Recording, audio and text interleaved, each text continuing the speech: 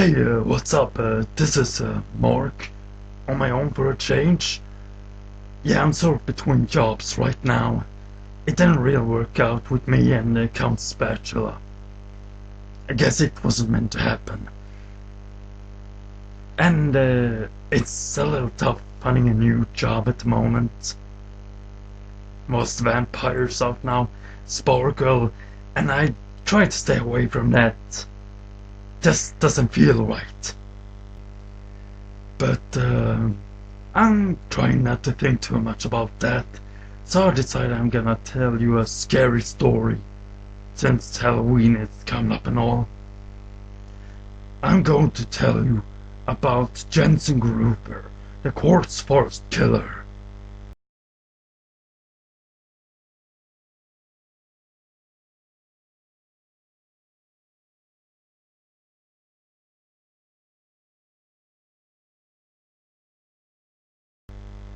Just so you know, this might be a little scary.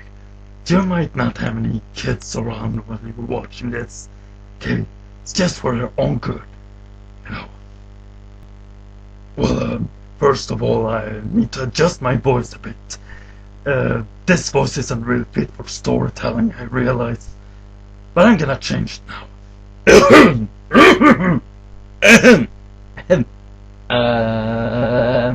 Yeah, that's much better. The old cottage by the quartz forest had not been visited for many years. Not many people knew why exactly, but rumor had it that something so horrible that words couldn't describe it had occurred in these parts. This, however, didn't stop a certain group of careless young people from deciding to spend a weekend inside a house. They had already parked their cars on a hill. They were unpacking their bags and filling the fridge and pantry with groceries. They had pretty much settled in when suddenly the voice of an old man growled at them. Hey, what you think you're doing?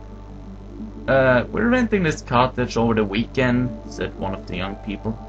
What's it to you, Grandpa? Haven't you ever wondered why nobody has lived here for so long? Doesn't any of you know what has been going on around here? The dead serious look in the old man's face became very worrying for teenagers, who started to have second thoughts about their plans for the weekend. What's happened? Asked one of the girls as she felt a small chill running down her spine. What's happened? The old man exclaimed. Why, Jensen Gruber, that's what happened. Who the hell is Jensen Gruber? Asked another young man, who was a bit less masculine than the first one.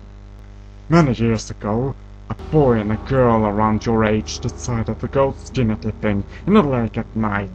They were so caught up in their pubertal foolishness, intoxicated by their own laughter, that they didn't notice Jensen Gruber himself sneaking up on them. With his knife in his hand, ready for some cold-blooded butchering, he dipped his bare feet into the water and then... Oh! Cold! Holy crap, it's Jensen Gruber! Run! Oh, man.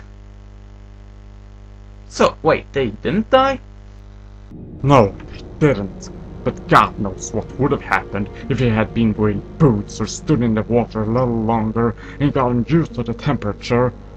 Then there was that time when some other young folks were staying in the very same house as you planned to, reading adult magazines and telling about their sexual experiences, though some of them may have been exaggerated or even made up. Anyway, most of them had fallen asleep, some even sharing their beds with each other, when Jensen Gruber was about to enter the door and hack everybody into pieces. That's exactly what he would have done if the door hadn't been locked, since it didn't have a key. Oh, damn it! Why didn't I think of that? Doors have locks. Sometimes people actually use them. Stupid! So they didn't get killed either? No, but it could have been. Then there was another time when another group of dozens like you were gathered around the campfire. Despite not being old enough to drink, they filled their premature stomachs with beer and tequila, along with the hot dogs and marshmallows they were roasting. Some of them were discussing the Friday the 13th movie franchise, not knowing that Jensen Gruber could hear every single word they said. That remake sucked, not as much as Jason X. What was the point of Freddy vs. Jason anyway? Nothing beats the original movies up to Part 8. Those are some of the creepiest movies ever. Oh, that's really nice! Here I'm trying to pull off a massacre and what do I hear? Friday the 13th this, Jason that! Let me tell you, Jason Voorhees is so overrated! You know how much work and preparation that goes into this? I get up at 6 AM, I sharpen my knife, and I work on my sneaking techniques, but who gets all the hype? Some brained zombie in a freaking hockey mask! And when he had finished his rant, they were all gone, because he had scared them away. Oh crap! So you didn't even kill them? No, but You know what? Screw this! I thought this was gonna be a real cool place where we could get some excitement, but no! Instead we have a useless killer wannabe in this pruny old fort. I'm standing right here! So much for that weekend. I had even bought a new bikini. Me, I even bought some condoms I wasn't even going to use. I guess I have to put these bottles back in my dad's liquor cabinet where I took them. Pruny old fart. That was uncalled for. So once again, Jensen Gruber had failed to quench his thirst for blood. And this time, he didn't even do anything himself. It was just this wrinkly old geezer who...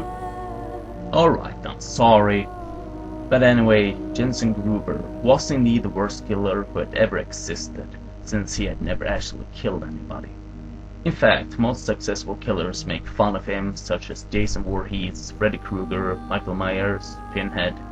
Even the more laughable killers like Chucky and Leprechaun like to mock him. So remember, if you ever get a feeling that Jensen Gruber is coming after you, just run. He's probably never going to catch up with you anyway. Oh man, I hate doing that voice. It's so straining for the throat and all. I had no idea how normal people can bear doing that. But that was a really scary story, wasn't it? Yeah. Ooh.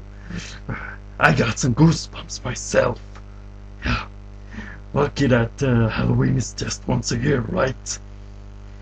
Now, I'm gonna go and look into the classifieds, see if there are any mad scientists or looking for employees. I'm even considering working for mommy. Yeah, that's how desperate I am.